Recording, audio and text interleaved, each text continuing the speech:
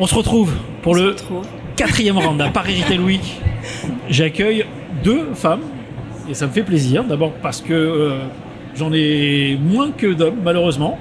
Et en plus, on va parler d'un sujet qui est assez incroyable, puisque j'ai le plaisir d'accueillir donc Joëlle Taylor, directrice commerciale de Landmark Global. Bonjour. Tout à fait. Bonjour. Vous allez nous raconter qui est Landmark Global. Et Sonia Milenkovic, que je connais beaucoup mieux depuis des années, qui est la directrice commerciale d'IMX France. Tout à fait. Bonjour. Alors, ça me fait vraiment plaisir de vous voir. Je vais vous dire pourquoi. La première, c'est que pas de son, pas d'image de Sonia et d'IMX depuis à peu près un an, à se demander ce qu'IMX devenait, peut-être avec certaines craintes. Pourquoi ? Parce que IMX, c'est une société avec qui je travaille, Sonia notamment, et je dirais qu'il y a eu des événements dont Sonia va nous parler, et il était important aujourd'hui qu'on se voit pour communiquer ensemble, et à ma grande surprise, avec en plus Joëlle Taylor qui va nous dire qui elle est et quel rôle elle a aujourd'hui dans l'évolution d'IMX et dans cette absence de communication et d'information. IMX, rappelez-moi Sonia, c'est quoi déjà IMX, entreprise de logistique, d'expédition e-commerce. Oui. Historiquement, nous venons du monde du courrier depuis plus de 26 ans maintenant. Et naturellement, après le courrier, on s'est tourné vers l'expédition de colis e-commerce. Oui. Donc, à l'époque, on s'était rencontrés, c'était en pleine évolution. Donc voilà, du courrier vers le colis e-commerce avec une grosse transformation et une très très forte croissance post-Covid de 2022. Donc, un acteur de l'écosystème de la e-logistique, voilà, spécialisé transport, avec une particularité, c'est que vous ne fonctionnez pas avec un réseau propre, mais avec un réseau de partenaires, dans un format qu'on appelle injection directe. Injection directe, voilà. L'idée, c'est d'aller négocier en direct avec les transporteurs de chaque pays pour amener à nos clients des solutions cross-border, au plus près de leurs attentes et de l'attente de leurs consommateurs finaux. Avec des flux mutualisés qui vous permettent d'accéder à des offres locales. Voilà. Et tout d'un coup, qu'est-ce qu'on apprend en mai 2022 ? Rachat d'IMX. Voilà. Rachat d'IMX par le groupe Bipost. Par le groupe Bipost, exactement, représenté par Landmark, qui est l'entité internationale du groupe Bipost, représentée aujourd'hui par Joëlle Taylor, qui va aussi se présenter. Joëlle Taylor, donc vous êtes la directrice commerciale de Landmark Global, c'est ça ? C'est ça, je suis arrivée dans le groupe il y a 2 ans et demi. Vous arrivez d'où déjà là ? Je viens de chez DHL. De DHL, mais non, géographiquement, pardon. Belgique. Vous êtes Belgique, vous êtes venu exprès pour le ring aujourd'hui ? Je suis venu spécialement ce matin avec le TGV, oui, voilà, je rentre ce soir avec le TGV. Bon, en tout cas, déjà, je voulais vous remercier pour ça, parce que je connaissais la réponse. Merci d'être venu et c'est vraiment, vraiment plaisant. Et donc, vous êtes la directrice commerciale, pardon, je vous ai interrompu, ce que je fais jamais, bien sûr, de Landmark Global.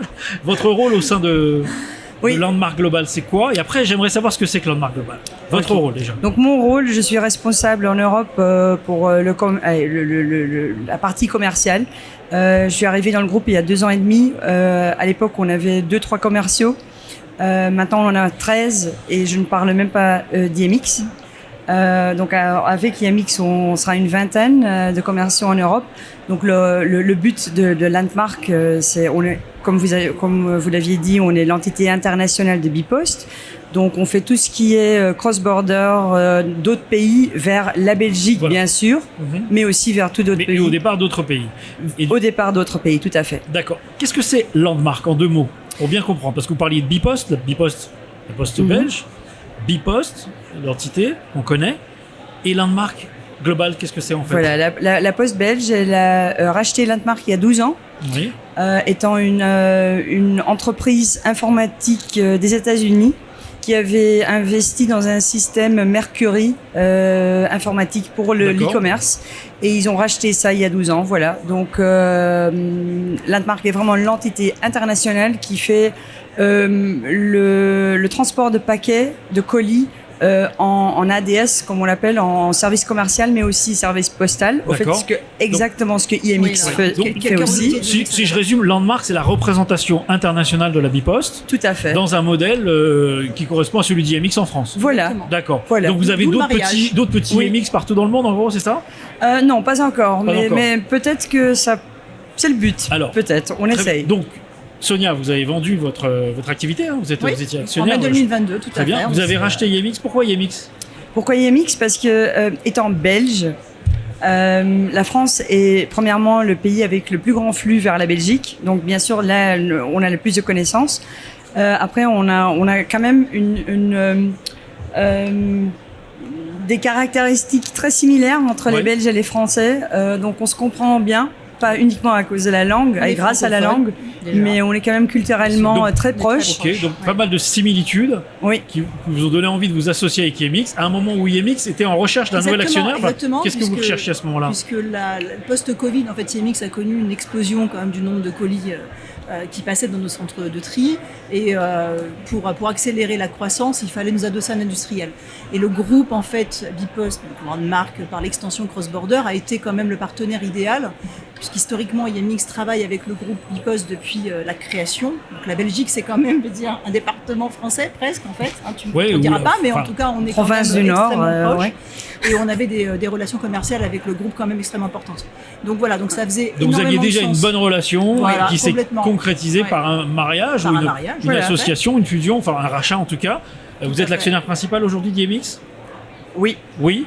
Et je pense que ça va se développer encore. Voilà. Et fortes ambitions, donc c'est ça qui est intéressant en fait. Donc moi, c'est très clair. Est-ce que IMX va garder son nom ou pas? Oula, alors là, c'est pas encore défini. Là, c'est quand même des informations dont on n'a pas du tout connaissance. Non, c'est pas encore. Ça fait partie des idées. IMX est très connu. Maintenant, l'idée, c'est de promouvoir aussi la marque Landmark. Donc là, pour l'instant. Sonia, qu'est-ce que ça a changé pour vous d'être sous l'entité Landmark maintenant? Je sais que vous êtes une entrepreneur éprouvée, et brillante. Là, vous dépendez d'un groupe qui est Landmark, donc très global. Ça vous fait quoi? C'est s'adosser à un vrai, je dirais, professionnel du monde de l'expression de colis e-commerce, puisque le groupe, en fait, avait quand même un vrai savoir-faire dans le métier. Un nombre de transporteurs extrêmement important, donc on a pu mettre en place des choses en commun, donc des transports d'approche, des contrats en commun, la mutualisation qui a et été l'économie d'échelle, exactement. Oui. Et puis après, les ambitions du groupe sont extrêmement importantes et elles collent parfaitement avec nous, avec la votre volonté stratégie qu'on avait de développer IMX à posteriori. Sonia, pour vos clients, est-ce que ça a changé quelque chose? Alors nos clients, je dirais en tant que tels non, puisque les interlocuteurs IMX restent les mêmes. Par contre, de l'autre côté, en fait, on a pu mettre en place toutes ces mutualisations de contrats qui amènent des nouvelles solutions à nos clients. Donc, on va dire de manière indirecte, oui, ils ont vu quand même des changements, mais dans le bon sens du terme. Joël, question. Qu'est-ce que vous allez faire d'IMX que je ne connais pas encore? On espère de grandir, d'avoir une croissance phénoménale les prochaines années. Phénoménale, c'est le terme. Oui, Sonia connaît ce qu'on veut acheter. Donc, qu'est-ce que vous connaissez pas encore? J'espère personnellement que ça n'arrêterait pas avec que IMX. On aimerait vraiment Landmark Global de devenir présent en France, là où on ne connaît pas du tout à ce moment-ci. Et vous voulez racheter d'autres entités en Europe, ailleurs? Vous visez un pays par exemple ou pas? Surtout maintenant, c'est la France. La France, c'est vraiment notre focus principal. Mais à côté, on a beaucoup à faire dans les pays de l'Est. Moins en Allemagne parce qu'il y a beaucoup de par exemple la Pologne. La Pologne, qui ressort très souvent en fait dans les favoris, dans les stars du B2C et du e-commerce. Donc Pologne, Slovénie sont des pays vraiment hauts sur le radar à ce moment-ci. D'accord, très bien. Non, mais moi je pense que c'est clair. Il était nécessaire qu'on fasse ce point, Sonia. Moi je suis rassuré, vos clients, je pense, le sont aussi. Oui. Ça m'a fait énormément plaisir de rencontrer Joël Taylor de Landmark, que je ne connaissais pas, ni Landmark, ni Joël Taylor. Je voulais vous remercier toutes les deux d'être venues jusqu'à moi ici à Paris Retail Week. Merci sur le 4e round du ring. J'espère que ça vous a plu, Joël, vous allez me dire ça tout à l'heure. Voilà. Moi, en tout cas, j'ai énormément appris et je pense que les gens qui vont regarder cette vidéo aussi, et en souhaitant que tout ça vous porte bonheur. Merci mesdames, bon retour sur la Belgique. J'aime la Belgique, je voulais le dire, j'aime les Belges.